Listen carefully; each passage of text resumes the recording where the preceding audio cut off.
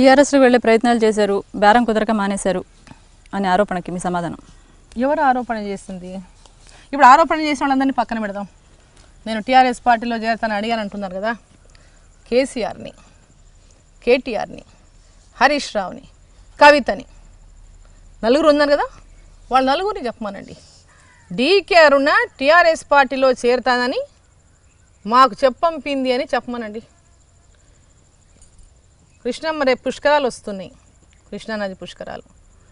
ఆ పుష్కరాల్లో నీళ్ళల్లో మునిగి డీకే అరుణ మాకు ఆఫర్ మమ్మల్ని అడిగింది పార్టీలో చేరతానని అని ఆ దేవాలయం దగ్గర వచ్చి ఇట్లా అని చెప్పమానండి.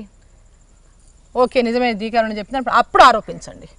అంటే టీఆర్ఎస్ మీద మీరు దూకుడుగా వెళ్తున్నారా, లేకపోతే కాంగ్రెస్ మిమ్మల్ని ఆ విధంగా వెళ్లేందుకు ప్రయత్నం చేస్తుందా?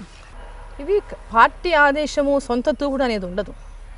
కాంగ్రెస్ పార్టీ విధానాలు, కాంగ్రెస్ పార్టీ విధానాల్లో కాంగ్రెస్ పార్టీ ప్రజల పక్షాన నిలబడి ప్రజలు ఎదుర్కొంటున్నటువంటి ఎలాంటి ఇబ్బందులైనా ప్రభుత్వం నిర్లక్ష్య వైఖరి వహించినప్పుడు, ప్రజలకు ఇచ్చినటువంటి హామీలన్నింటినీ కూడా ప్రజలను తుంగలో తొక్కినప్పుడు ప్రజల పక్షాన నిలవడం అనేది ప్రతిపక్షం యొక్క బాధ్యత. ఈరోజు కాంగ్రెస్ పార్టీ ఆ బాధ్యతను నెరవేర్చాల్సినటువంటి పాత్రలో ఉంది. కాబట్టి ఆ పాత్ర నిర్వహించడానికి ప్రభుత్వం ఎప్పుడు ఎలాంటి ఇష్యూస్ వచ్చినా వాటిపైన స్పందించాల్సిన బాధ్యత మా పైన ఉంది. పార్టీ ఆదేశిస్తేనే స్పందిస్తాము లేదా డీకే అరుణ స్వంత నిర్ణయం అనేది కరెక్ట్ కాదు. కాంగ్రెస్ పార్టీ కాంగ్రెస్ పార్టీ ప్రతిపక్షంలో ఉన్నప్పుడు ప్రతిపక్ష పాత్ర పోషించాలి కదా. పార్టీ ఆదేశాలు ఏముంటుంది? అంటే స్పెషల్గా ఏమన్నా నువ్వు ఇట్లా మాట్లాడు నేర్పి పంపిస్తారా? ఏమైనా చిన్నపిల్లలు నేర్పించినట్టు?